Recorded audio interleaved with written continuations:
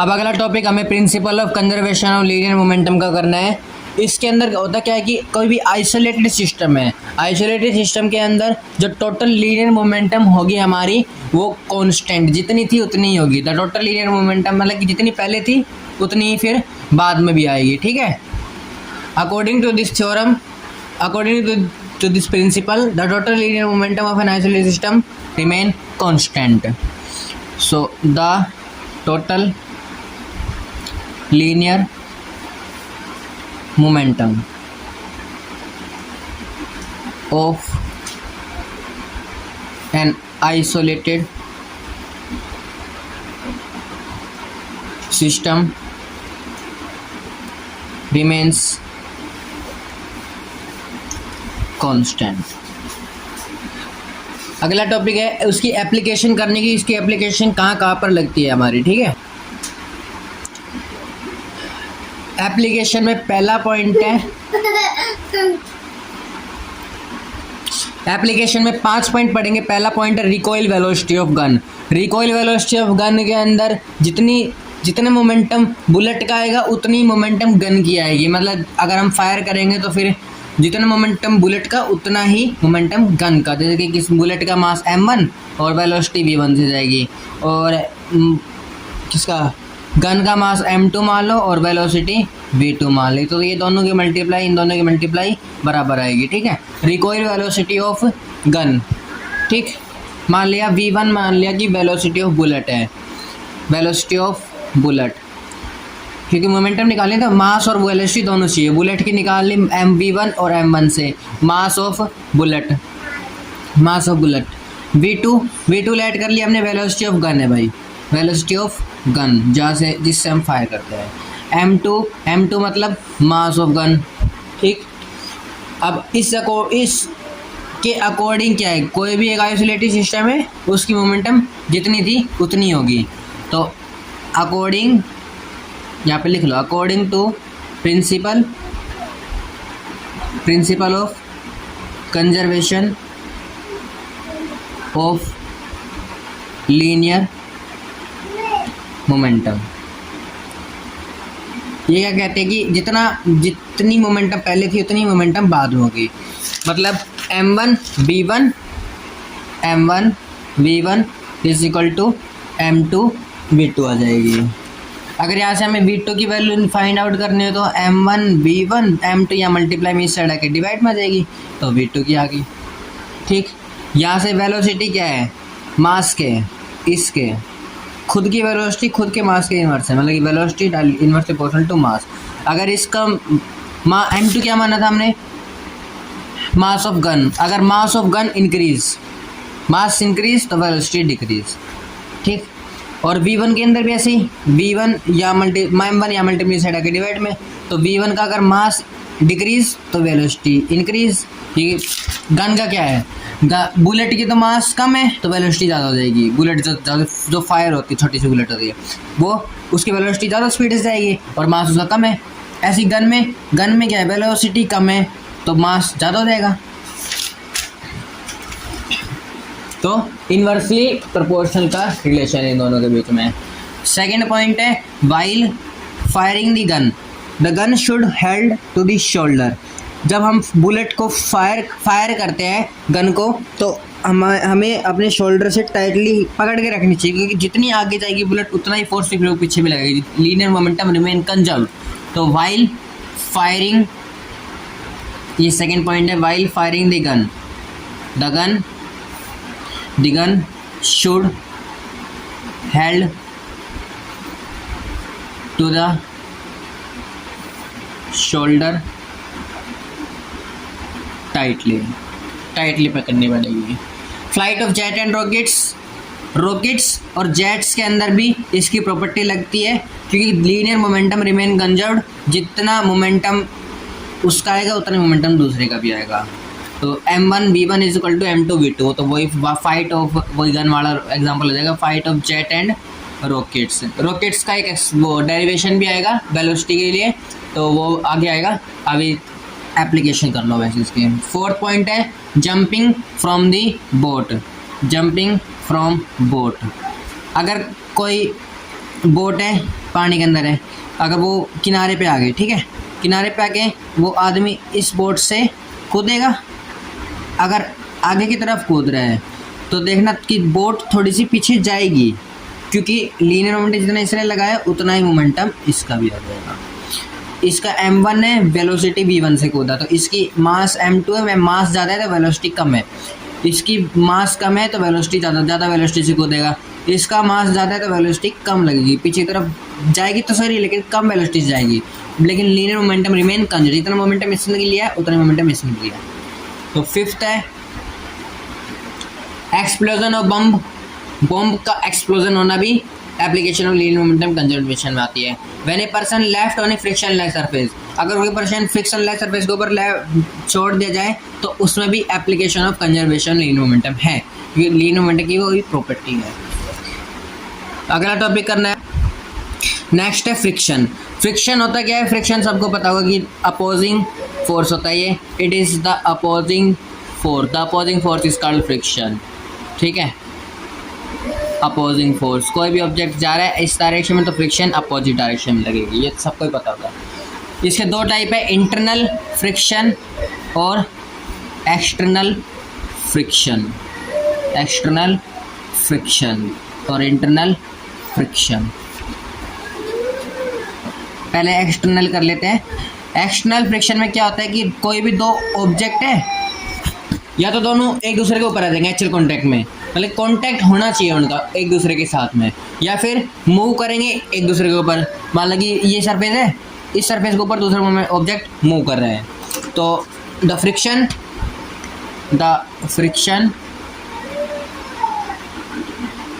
Due to the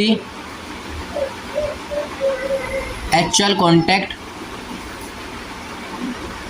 या in which two body in contact actual contact with each other, एक दूसरे के साथ में कॉन्टैक्ट में भी हो या फिर मूव करें एक ऑब्जेक्ट दूसरे सरफेस के ऊपर में, और move on the surface of each other. Second क्या है?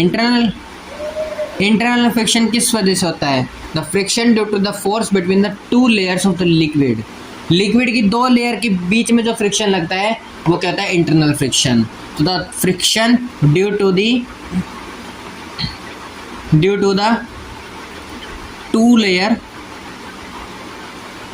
To layers of the liquid. अब हमें पढ़ना है टाइप्स ऑफ फ्रिक्शन। तो टाइप्स ऑफ फ्रिक्शन के अंदर पहला है स्टैटिक फ्रिक्शन, फिर काइनेटिक फ्रिक्शन, तीसरा लिमिटिंग फ्रिक्शन, ठीक है। तीन हमें पढ़ने हैं। फिर काइनेटिक फ्रिक्शन के भी टाइप होते हैं। पहले तीन जो मेन पार्ट है वही पढ़ लेते हैं कि टाइप्स ऑफ एक्सटर्नल फ्रिक्शन पढ़ना है हमें, ठीक है। Types of external friction.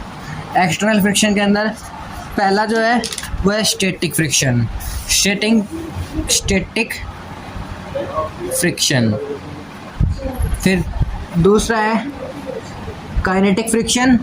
Kinetic friction के बाद लिमिटिंग फ्रिक्शन। तीसरा लिमिटिंग फ्रिक्शन। पहला स्टैटिक फ्रिक्शन। तो स्टैटिक फ्रिक्शन के अंदर ये एक अपोजिट फोर्स है। सबको पता है कि फ्रिक्शन होता क्या है? It is the opposing friction. तो it is the opposing force. It is the opposing force. Opposing force है तो सबको पता है। Due to which one body is over the another body, जिसकी वजह से एक बॉडी दूसरी बॉडी के ऊपर आ जाती है, पर तो एक्चुअल कॉन्टैक्ट है वो भी स्टार्ट नहीं हुआ है, स्टैटिक में है, मतलब रेस्ट में है। To which one body is over the another body but the actual motion is not start। मान लीजिए यहाँ पे कोई बॉडी है अभी रेस्ट पे, ठीक, सरफेस के साथ कांटेक्ट में। नॉर्मल सबको पता होगा, नॉर्मल हमेशा ऊपर जाता है, normal perpendicular to the surface of the body. ठीक है, नॉर्मल हमेशा परपेंडिकुलर जाएगा सरफेस के बॉडी के। और नीचे कौन, gravitational force F is equal to M G, ठीक, तो R is equal to M G आ जाएगा, मतलब कि स्टेबल है। ये वाला R नॉर्मल और एम जी दोनों बराबर है, तो अभी ये मूवमेंट पे नहीं है। It is the value of, its value is maximum, इसकी जो वैल्यू आएगी वो मैक्सिमम है जब R is equal to M G है। Its value is maximum. अब सेकंड है काइनेटिक। काइनेटिक के भी दो टाइप है, रोलिंग फ्रिक्शन और रोलिंग फ्रिक्शन क्या, और स्लाइडिंग फ्रिक्शन। रोलिंग का मतलब है कि एक बॉडी दूसरी बॉडी के ऊपर रोल करेगी, दूसरी बॉडी के सरफेस के ऊपर रोल करेगी, और स्लाइडिंग का मतलब है कि एक बॉडी दूसरी बॉडी के ऊपर स्लाइड करेगी। दूसरा है काइनेटिक। काइनेटिक फ्रिक्शन की डेफिनेशन देख ले भी क्या है। It is the opposing force, ये भी एक अपोजिंग फोर्स है, of which friction comes into play when body moves on the surface of another body. जब एक बॉडी दूसरी बॉडी के ऊपर सरफेस के ऊपर मूव करेगी तो kinetic friction. It is the opposing force या force of friction. It is the force of friction due to which a body move on the surface of another body। अभी तीसरा type है इसका limiting friction. Limiting friction, limiting friction when one body on the verge of moving of the another body, जब एक body दूसरी body के ऊपर, मतलब बिल्कुल ऊपर आ जाएगी, एक बॉडी है दूसरी बॉडी के ऊपर आ जाएगी, तो लिमिटिंग फ्रिक्शन और moment. The force of friction when one body verge on the another body, या मर्ज होगा sir, merge on the another body, ठीक। टाइप्स ऑफ काइनेटिक फ्रिक्शन अगर करने तो मैंने बता दिया कि टाइप्स ऑफ काइनेटिक फ्रिक्शन के अंदर वैसे इतना इंपॉर्टेंट है नहीं, पर फिर भी अगर देख लेते हैं कि तो स्लाइडिंग फ्रिक्शन है। स्लाइडिंग फ्रिक्शन क्या होता है, जब एक बॉडी दूसरी बॉडी के ऊपर एक्चुअल कॉन्टैक्ट में और स्लाइड करे दूसरी बॉडी के ऊपर, when one body slides over the surface of the another body. और दूसरा रोलिंग फ्रिक्शन। रोलिंग फ्रिक्शन के अंदर the force of friction when one body rolls over the surface of another body, जब एक बॉडी दूसरी body के ऊपर roles करेगी तो फिर रोलिंग फ्रिक्शन हो जाएगी। अब इम्पोर्टेंट है, बहुत ज़्यादा इम्पोर्टेंट है हमारे laws of kinetic friction. Kinetic friction के भाई लॉज क्या क्या है उनका हम कर लेते हैं एक बार। The force of kinetic friction directly proportional to the normal reaction. जब फोर्स होगा काइनेटिक फ्रिक्शन का वो डायरेक्टली प्रोपोर्शनल होगा नॉर्मल रिएक्शन के। जितना नॉर्मल रिएक्शन होगी उतना ही फोर्स ऑफ फ्रिक्शन लगेगा, जितना नॉर्मल ऊपर उतना ही फोर्स ऑफ फ्रिक्शन जाता। तो the force of friction, the force of friction is directly proportional to the normal reaction मतलब R। तो F kinetic friction directly proportional to R आ गया हमारा, ठीक। अब सेकंड जो पॉइंट है वो है it is independent over the area of surface contact. Depend नहीं है एरिया के ऊपर, कितना एरिया है, ठीक है। It is independent over the area of surface area of contact में कितना सरफेस एरिया कवर हुआ है उसके ऊपर डिपेंड नहीं है कि काइनेटिक फ्रिक्शन पर ज़्यादा लगेगा कम लगेगा, सरफेस के ऊपर डिपेंड नहीं करता है, नॉर्मल के ऊपर डिपेंड करता है। और तीसरा है कि इंडिपेंडेंट और किसी को कहता है स्पीड ऑफ स्लाइडिंग या फिर रोलिंग फ्रिक्शन के, स्पीड के ऊपर भी डिपेंड नहीं करता कि स्पीड कितनी है। इंडिपेंडेंट ऑफ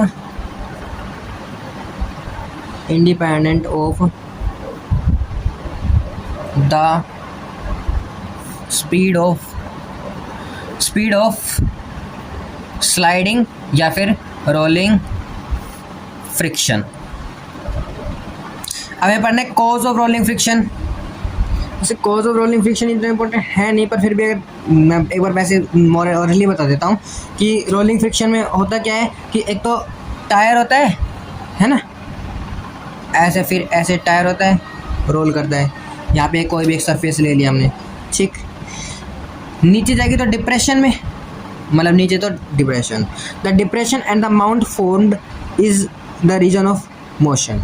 यहाँ पे क्या होता है फिर, ये वाला जहाँ से ये मूव करेगी यहाँ पे पीछे जाएगी, फोर्स पीछे लगाएगा। यहाँ पे माउंट मतलब आगे की तरफ जाएगी तो रीजन ऑफ मोशन हो जाएगी, मतलब कि रीजन किस टाइप से वो किस लिए वो मूव करेगी, डिप्रेशन और माउंट के ऊपर डिपेंड करेगी। The depression and the mount formed is the reason of motion. Depression और माउंट फॉर्म होगा इसलिए वो रीजन ऑफ मोशन कहता है। अब पढ़ने laws of limiting friction. Laws of the limiting friction. Limiting friction के अंदर भी पहला पॉइंट वो है जो इसके अंदर था कि भी डिपेंड करता है नॉर्मल के ऊपर, डिपेंड ऑन द नॉर्मल मतलब आर, और डायरेक्टली प्रोपोर्शनल होता है। So directly proportional to R, मतलब एफ एल या एफ एल लिख लो, F force of limiting friction directly proportional to R, मतलब नॉर्मल रिएक्शन। प्रूफ देखना तो देखिए यहाँ पे एक सरफेस है, मतलब बॉडी है, सरफेस के साथ कांटेक्ट में, ऊपर आर, यहाँ पे मोमेंटम, यहाँ पे एम जी, ठीक। इस साइड फोर्स लगेगा फ्रिक्शन का, मान लो इस साइड ये बॉडी मूवमेंट कर रही है तो इस side force of friction opposite direction में। प्रूफ देखना है तो आर की वैल्यू तो एम जी के बराबर आ गई, आर और एम जी बराबर है अपोजिट डायरेक्शन में, और F is equal to P है, जितना फोर्स ऑफ फ्रिक्शन उतना मोमेंटम अभी रेस्ट पे। तो देन तो क्या होगा, एफ पी के ऊपर डिपेंड है ना, और force is equal to momentum है, और पी की वैल्यू भी एम जी के बराबर, क्योंकि मास इंटू एक्सेलरेशन, मतलब जी की वैल्यू ग्रेविटेशनल कांस्टेंट। तो P directly proportional to F के ऊपर भी है, कितना मोमेंटम बढ़ेगा उतना फोर्स ऑफ फ्रिक्शन, लेकिन जो फोर्स है वो डायरेक्टली प्रोपोर्शनल फिर आर के इक्वल भी आ जाएगा, ठीक, नॉर्मल के इक्वल भी।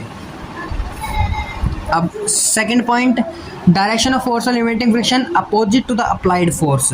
लिमिटिंग फ्रिक्शन की जो डायरेक्शन है वो अपोजिट होगी अप्लाइड फोर्स के। जितना हमने फोर्स लगाया है उसके अपोजिट में, जिस साइड भी हम फोर्स लगाएंगे उसके अपोजिट में limiting friction. The direction of limiting friction opposite to the applied force. अब जितना हमने फोर्स लगाया उसके अपोजिट में। तीसरा है the net force of limiting friction is it independent to the area of perpendicular contact. ये भी इंडिपेंडेंट होता है, एरिया कितना हमने कॉन्टैक्ट किया है वो उसके ऊपर डिपेंड नहीं करता, जितना फोर्स ऑफ फ्रिक्शन लगेगा उतना लगेगा। Independent, so it is independent of the area of contact, ठीक। चौथा पॉइंट है इसमें, the force of limiting friction is depend upon the nature of material the surface. Surface का कौन सा मटेरियल है, रफ है या स्मूथ है, तो किसके ऊपर डिपेंड करेगा, नेचर के ऊपर, मतलब उस नेचर ऑफ मटेरियल के ऊपर, depend upon the nature of material. ये दोनों टॉपिक इंपॉर्टेंट है, ध्यान से कर लेना, लॉज ऑफ लिमिटिंग फ्रिक्शन और लॉज ऑफ काइनेटिक फ्रिक्शन, ठीक है। अब coefficient of friction according to first law of limiting friction. First law में के अंदर क्या था, first law F is directly proportional to R, ठीक है। यहाँ से डायरेक्टली प्रोपोर्शनल आएगा तो कांस्टेंट आएगा म्यू आर, तो एफ की वैल्यू म्यू आर। यहाँ पे म्यू क्या है, कोफिशिएंट ऑफ फ्रिक्शन। म्यू की वैल्यू निकालनी है तो आर डिवाइड में, तो फोर्स बाई आर। इसकी definition, it is defined as the ratio of force to the normal reaction. Ratio of frictional force to the normal reaction, मतलब आर के।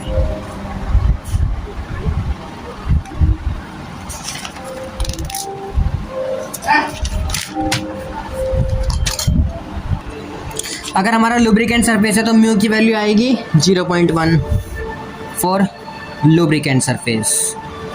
और दूसरा होता है पॉलिश सरफेस। अगर हमारे पास पॉलिश बिल्कुल पॉलिश सरफेस है तो म्यू की वैल्यू 0.2 सरफेस। अगर वुडन बल्कि रफ सरफेस है या वुडन लिख लो या रफ सरफेस तो म्यू की वैल्यू आएगी 0.2 से 0.5 तक आ सकती है।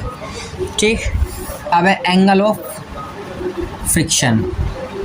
Angle of friction, angle of friction के अंदर बस एंगल ऑफ फ्रिक्शन कहाँ पर लगता है, मान लीजिए यहाँ पे एक बॉडी है, ठीक, ऊपर नॉर्मल, यहाँ पे फोर्स ऑफ फ्रिक्शन, यहाँ पे mg, ठीक, इतना पता है। जो नॉर्मल और फोर्स ऑफ फ्रिक्शन के बीच में, यहाँ बीच में जो आएगा वो एंगल ऑफ फ्रिक्शन, यहाँ पे लिख लो 30, ठीक है। ऐसे बना दिया, यहाँ से लेके यहाँ तक लगा लो, कुछ भी नाम दे दिया BCO, है ना। अगर हमें tan थीटा की वैल्यू निकालनी है तो tan थीटा कहाँ आएगा, कैसे आएगा, यहाँ से AC बाई OA। देखो थीटा के सामने कहता है पर हाइपोटेन्यूस, सॉरी थीटा के सामने परपेंडिकुलर, और परपेंडिकुलर यहाँ परपेंडिकुलर है, परपेंडिकुलर के सामने हाइपोटेन्यूस होगी। तो ये क्या बचा फिर, बेस tan थीटा की वैल्यू करें P बाई B, तो B या ए पॉइंट मान लो BA AB बाई OA, तो AB बाई OA। AB की वैल्यू A से B, यहाँ से फोर्स ऑफ फ्रिक्शन है तो फोर्स की F बाई OA। OA क्या है, नॉर्मल, R की वैल्यू है, R tan थीटा कितना हो गया F बाई R, और F बाई R क्या होता है अभी बताए थे, म्यू की वैल्यू कोफिशिएंट ऑफ फ्रिक्शन, तो tan theta is equal to mu आ गया। अब देखो म्यू की वैल्यू तो आ गई, mu is equal to tan theta भी आ गया, और mu is equal to F by R, दो फॉर्मूला आ गए यहाँ से, है ना। तो इसकी definition, it is defined as the angle, वो angle which is made by the resultant force of friction, जो कि रिजल्टेंट फोर्स ऑफ फ्रिक्शन से और नॉर्मल के साथ में रिजल्टेंट फोर्स ऑफ फ्रिक्शन और नॉर्मल के साथ में जो एंगल होता है वो एंगल ऑफ फ्रिक्शन लिख दो। Defined as the angle which is made by the resultant of friction, resultant friction of force, resultant force of friction and normal reaction makes with the normal reaction, best for, है ना। अब करते हैं angle of sliding. Angle of sliding friction, कोई एक body slide करे तो उसके ऊपर कौन सा एंगल लगेगा, ठीक है।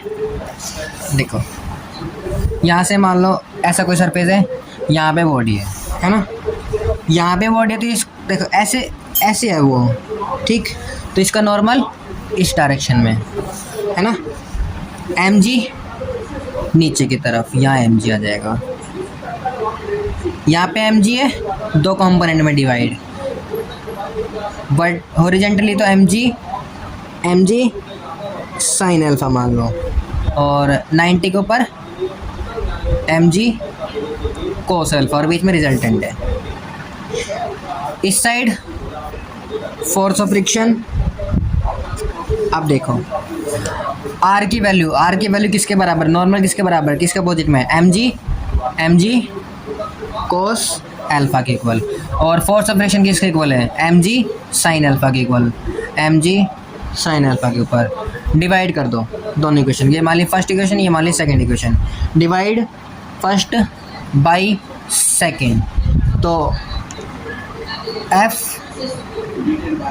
सेकेंड बाई फर्स्ट कर दो, फर्स्ट सेकेंड बाई, क्योंकि F बाई आर बनाने ना, सेकेंड बाई फर्स्ट, तो F by R is equal to mg sine alpha divide by mg cos alpha, mg से mg कैंसिल, है ना, तो F by R is equal to sine by cos tan, तो tan alpha, but F की वैल्यू हमें क्या पता है, but F is equal to mu R, है ना, force of coefficient of friction ही आएगा F is equal to mu R, और F बाई आर की वैल्यू क्या है, म्यू, तो mu is equal to F I R put कर दिया मैंने, mu is equal to tan alpha. Tan alpha आ गई, ये मान लो थर्ड इक्वेशन मान ली भाई। बट म्यू की वैल्यू एक और पता है, टेन थीटा, तो टेन थीटा ले लिया। ठीक, अल्फा एंगल कहाँ पे, अल्फा एंगल यहाँ पे है, यहाँ एम जी और एम जी कोस अल्फा। आगे चलिए, ratio 4 to the normal fraction mu is equal to tan theta. ये मान लो हमारी fourth equation, mu is equal to tan theta. Tan alpha और टेन थीटा दोनों म्यू की वैल्यू है, तो दोनों को इक्वेट कर दो फ्रॉम थर्ड एंड फोर्थ, तो दोनों इक्वेट कर दी। Tan alpha is equal to tan theta, tan से टेन कैंसिल, तो अल्फा की वैल्यू कितनी आ गई, थीटा के बराबर। जितना एंगल ऑफ फ्रिक्शन उतना ही एंगल ऑफ स्लाइडिंग, इससे ये प्रूव हो गया। It is the relation between angle of friction and angle of sliding. तो रिलेशन किसका आ गया, it is the relation between angle of friction and angle of sliding friction. Alpha ले रखा था हमने एंगल ऑफ स्लाइडिंग फ्रिक्शन, जो अभी बताया था मैंने, स्लाइडिंग फ्रिक्शन, और थीटा तो वो है फोर्स और नॉर्मल के बीच में जो होता है एंगल ऑफ फ्रिक्शन, थीटा मतलब फोर्स और नॉर्मल के बीच में,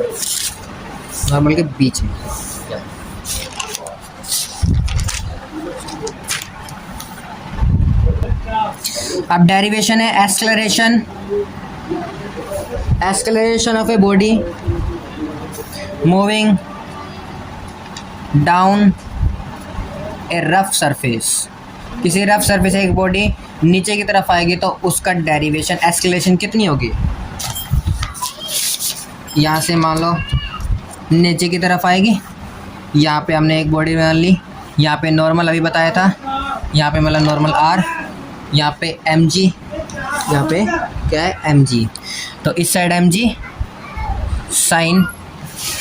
साइन थीटा मान लो, और यहाँ पे एम जी दो कंपोनेंट में divide, M G sine theta और एक M G cos theta. R की वैल्यू किसके बराबर, M G cos theta, R is equal to M G, opposite direction में। फोर्स किसके बराबर आएगा, एक तो देखो यहाँ पे फोर्स ऑफ फ्रिक्शन लिख लिया मैंने, ठीक। यहाँ पे फोर्स जो हमने अप्लाइड किया है, इस साइड ही फोर्स अप्लाइड किया है, इस साइड बॉडी आ रही है, अपने आप जो फोर्स आया है, जो अपने आप ही आया है, कोई फोर्स नहीं लगाया, अपने आप ही फोर्स आया, तो वो स्मॉल एफ से डिनोट कर लिया, तो small F plus M G sine theta, ये F is equal to this, small F plus M G sine theta. ये मान ली फर्स्ट इक्वेशन और ये मान ली हमने सेकेंड इक्वेशन। तो अगर हमें स्मॉल एफ की वैल्यू निकालें तो F minus M G sine theta. F की वैल्यू तो हमें पता है, force is equal to mass into acceleration, तो M is equal to force is equal to mass into acceleration. अगर फोर्स ऑफ फ्रिक्शन की बात हो तो mu is equal force equal to mu R लगाना है, और अगर फोर्स जो पहले से है वो मास इनटू एक्सीलरेशन की लिखना है। यहाँ पे कैपिटल एफ तो इसकी जगह है म्यू आर, फोर्स और limiting force of friction, minus M G sine theta. R की वैल्यू किसके बराबर है, एम जी कोस थीटा के बराबर, यहाँ पुट कर दो, एम ए जहाँ भी आ रहे वहाँ M G cos theta minus M G sine theta. M A is equal to mu, नहीं एम जी कॉमन, तो mu cos theta minus M G, नहीं एम जी तो बाहर हो गया ना, तो साइन थीटा। एम से एम कैंसिल, तो ए की वैल्यू कितनी आ गई, जी ब्रैकेट के अंदर mu cos theta minus sine theta, इतनी उसकी एक्सेलरेशन आएगी, ठीक। Mu cos theta minus sign theta, ये ग्रेविटी है, और यहाँ पे म्यू कोस थीटा है माइनस साइन थीटा। थीटा की वैल्यू दे देगा, म्यू की वैल्यू दे देगा, जी की वैल्यू, और एक्सप्रेशन निकालनी होगी तो निकाल देंगे, ठीक है। बस आज के लिए इतना ही। अब बस एक वीडियो और आएगी लास्ट, उसके अंदर पूरा चैप्टर कंप्लीट। अब एक लास्ट वीडियो और आएगी, उसके अंदर पूरा चैप्टर कंप्लीट, फिर एक रिवीजन वीडियो डाल दूंगा 20 मिनट के अंदर पूरा चैप्टर कंप्लीट, वो ज़रूर देख लेना, रिवीजन वाली बहुत इंपॉर्टेंट रहेगी, ठीक है। Thanks for watching.